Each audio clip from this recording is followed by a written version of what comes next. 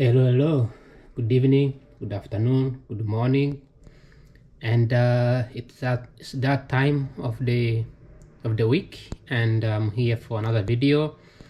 Yesterday, I believe I made a video. I think it was earlier. I believe I don't remember. I think it was evening, and today I am making a video. As you can see, the light is in my window. So if you see the video during the light is in the window and my voice is too loud, that means that day I have such a wonderful day, and that means also that it's sunny, a little bit sunny, 50% sunny, 50% cloudy, and it's during the day. So I came home earlier, came home on time, and it's been a very long time, and I'm gonna be watching my video, like all my videos from August.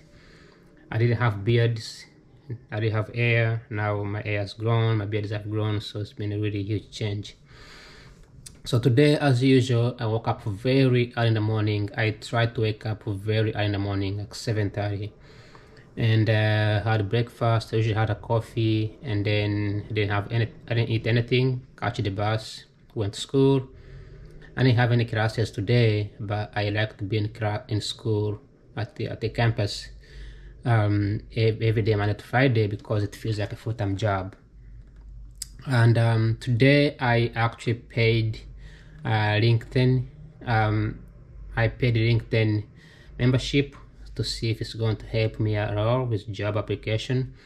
I have been hesitant in using LinkedIn Premium, but today I paid for it. It's $200 and some like 94 cents, about $300, and they give me 1 month free. And I haven't yet started applying for jobs, but they show you like who viewed your profile, which is most likely are the people that you don't really expect.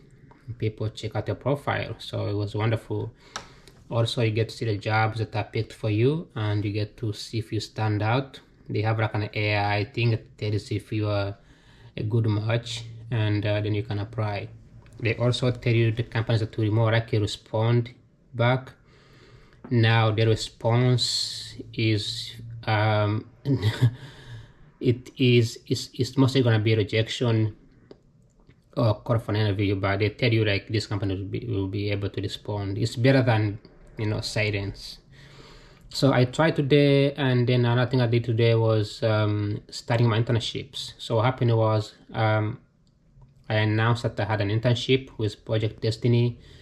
It's like one of the companies that brings in students and trains them with like basic financial modeling and real estate sales and those things. So it's a good skills to have, because I'm gonna have either I can work as a real estate agent, I can work in finance, I can do financial analysis. And if you don't have like especially with an economics, like there are things that I learn in economics, but we don't really have the hands-on. Our curriculum is based on research based, so we use statistics, we use programming languages like R and Stata to analyze data, which is impressive. But if you don't really understand the financial background, return on investments, real estate valuations, wealth management, those basic financial stuff, it can be complicated to get a job in high level as straight up economics background degree. People with accounting and I think finance usually have a good chance, but also they can't move up in a very high level detailed economics analyst. But for me, with an economic background, if I get a job in finance and I have good grasp of finance, it's easy for me to move up because I have an analytical background with my academia. I can also work in tech, which is wonderful. So anyway, so today I signed up, and I'll be updating you guys, people on this channel, on how it's going, whether it's a good thing, whether it's a wonderful thing to do, and I will see if it's gonna give me like some jobs, applications, stuff like that. Today's video is supposed to be the economics of AI. So, and I'm gonna try to focus tailor that AI towards the job link, the LinkedIn page. The AI is becoming like a normal thing, and people are sort of getting used to it.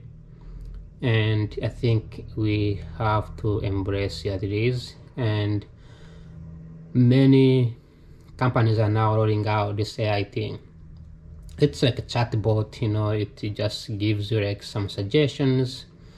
It learns about your data and it gives you some advice. So like a consulting, you know, it does consulting work. So AI has been such a wonderful tool, and what I don't know, however, is that I don't know if it's going to give us any economic output. So if I'm applying for a job, for example, I'm using LinkedIn and I use the AI feature, how likely can I sort of use AI? How do you measure the performance of AI, the productivity of AI? And you know, but you know, does it save me time? Maybe, because time is about money and money is time. So if I'm searching for a job and AI tells me you match this job, 10% matching, 50% matching, 100% matching, that saves me time from contacting a recruiter and finding out how that job matches my skills. It also kind of, I can see my resume and trying to see if the job matches with me. But if AI is taking away jobs and then there's only a few jobs opening, how likely can we sort of even have jobs to apply for? So I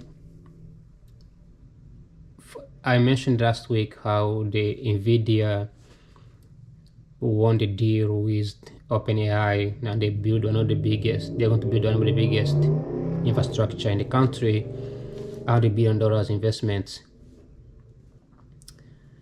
I think that this is moving further, 5-10 years from now, we're going to have one of the biggest job market coming up. There's going to be more jobs created, because in order to have jobs, you need to have productivity. When you look at even every country that is poor in the world, it has the lowest productivity.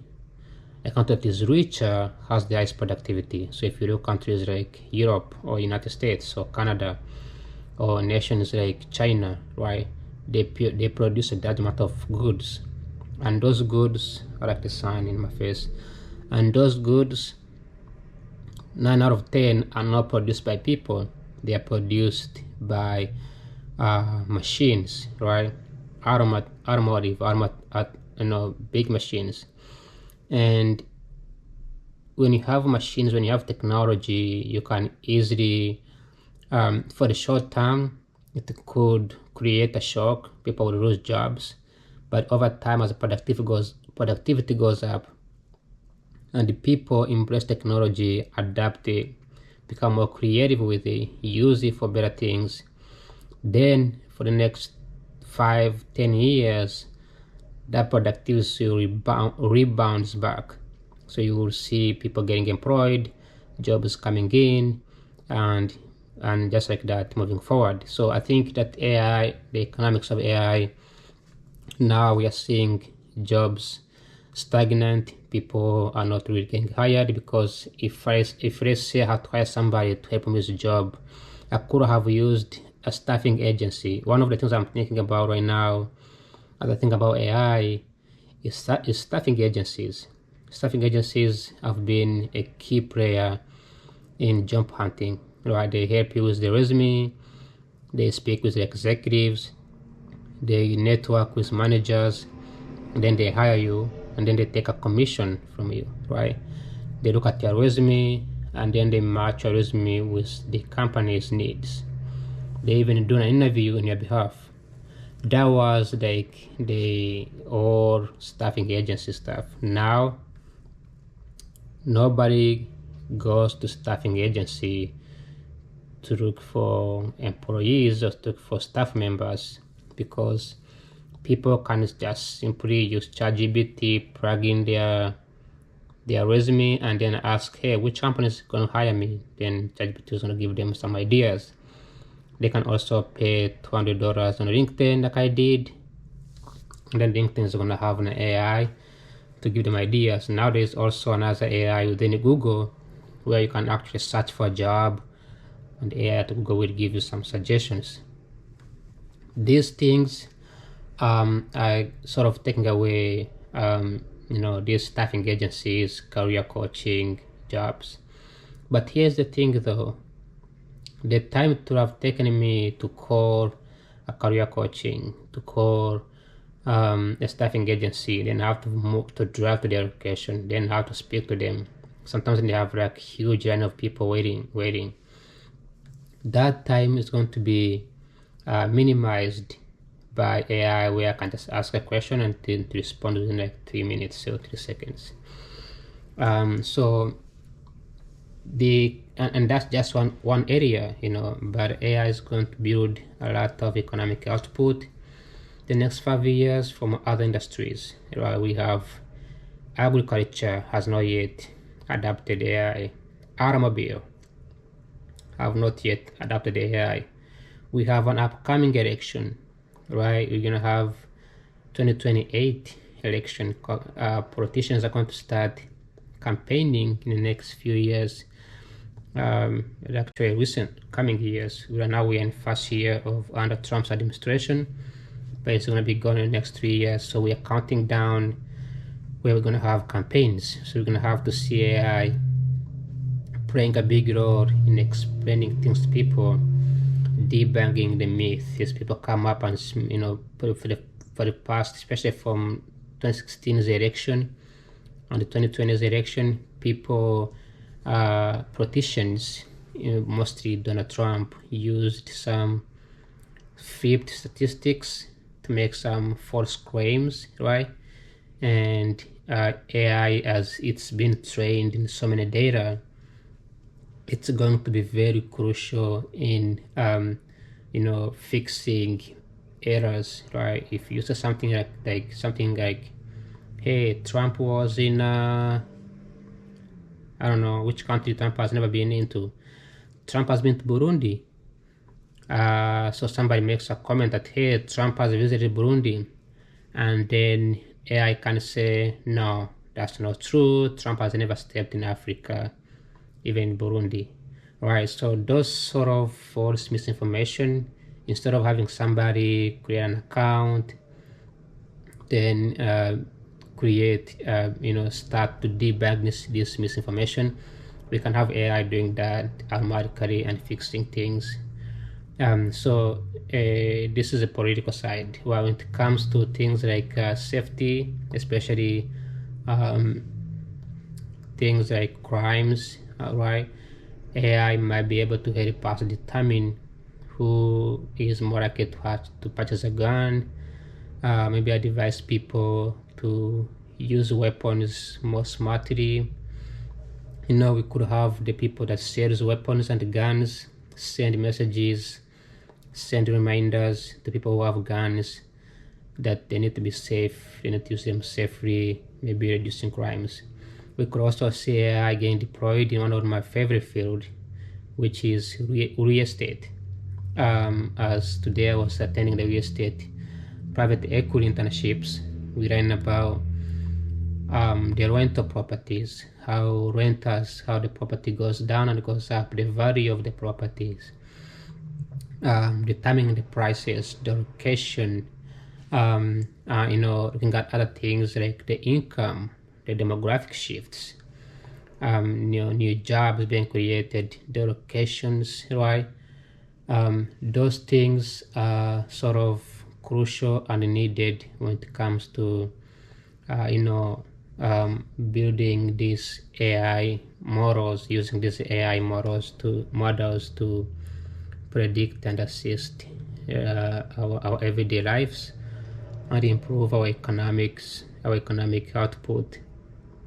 So that's all I have for today, and if you find this video helpful, please give me a follow. Like always, see you in my next video tomorrow. Actually, see you tomorrow. Ciao ciao, bye bye.